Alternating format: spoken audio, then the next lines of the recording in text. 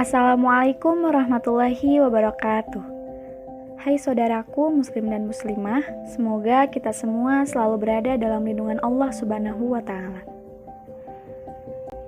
Dalam menjalani kehidupan, seringkali kita dihadapkan dengan hal yang kita benci dan hal yang sangat kita sukai, dan kita tidak bisa menghindari keduanya.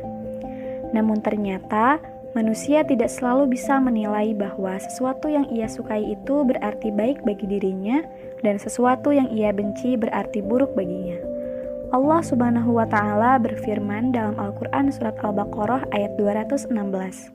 Bismillahirrahmanirrahim. Kutiba alaikumul qitalu wa huwa kurhun lakum وعسى أن تكرهوا شيئا وهو خير لكم وعسى أن تحبوا شيئا وهو شر لكم والله يعلم وأنتم لا تعلمون.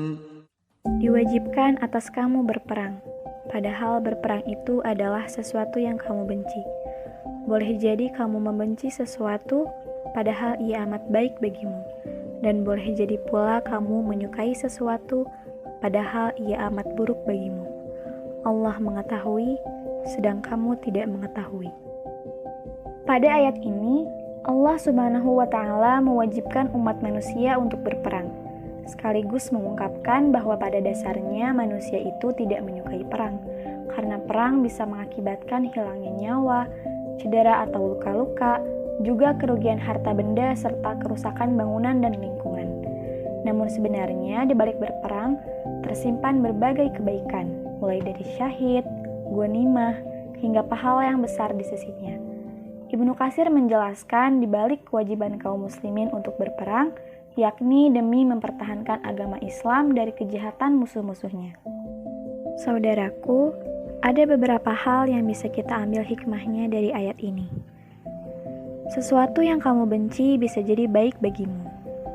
Surah Al-Baqarah ayat 216 ini mengajarkan kepada umat manusia bahwa sesuatu yang tidak disukai belum tentu tidak baik. Dalam konteks ini, suatu syariat atau perintah Allah barangkali secara sepintas terlihat tidak menyenangkan. Seperti perintah untuk menutup aurat bagi muslimah misalnya. Kita mungkin merasa bahwa menutup aurat itu bisa menghalangi kita dalam beraktivitas, atau kita akan merasa kegerahan ketika memakainya.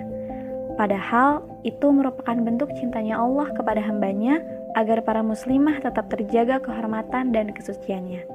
Dan itulah yang terbaik bagi hambanya. Begitu pula dalam kehidupan sehari-hari. Terkadang kita sangat marah atau kesal terhadap apa yang sudah Allah takdirkan kepada kita. Seperti diberi ujian berupa penyakit, permasalahan ekonomi, dan musibah lainnya yang mana bagi manusia itu sangat tidak mengenakan. Padahal sebenarnya, itulah yang terbaik menurut Allah untuk hambanya, dan Allah sedang menyiapkan rencana lain yang lebih indah daripada apa yang diinginkan hambanya.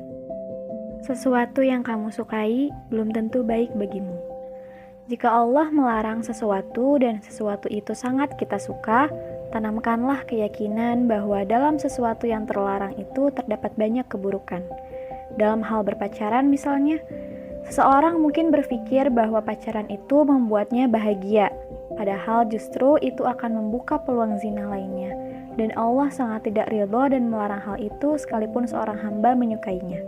Begitu pula seseorang yang sedang mendapatkan atau menikmati kebahagiaan hidup di dunia berupa kelimpahan rezeki atau sebagainya, bisa jadi di balik kenikmatan hidup tersebut terdapat mudarat yang tak disangka-sangka, atau bisa jadi itu sebenarnya adalah sebuah istidraj bagi dirinya.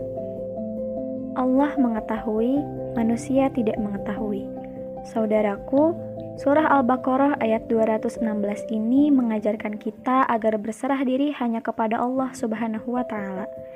Dalam konteks menghadapi problem kehidupan, manusia semestinya tidak kehilangan optimisme ketika dilanda kesedihan dan tidak pula larut dalam kegembiraan. Allah yang maha mengetahui kebaikan untuk hamba-hambanya, tugas kita tetap mengikuti ketentuannya. Baik atau buruknya sesuatu tidak ditentukan oleh kesukaan atau ketidaksukaan kita terhadapnya, karena hanya Allah lah yang mengetahui apa yang baik dan apa yang buruk, sedangkan manusia tidak mengetahuinya secara pasti. Saudaraku, semoga kita semua senantiasa menjadi hamba yang taat akan perintahnya, menerima dengan ikhlas terhadap segala ketentuannya, dan mendapatkan pahala berlipat di sisinya. Amin. Wassalamualaikum warahmatullahi wabarakatuh.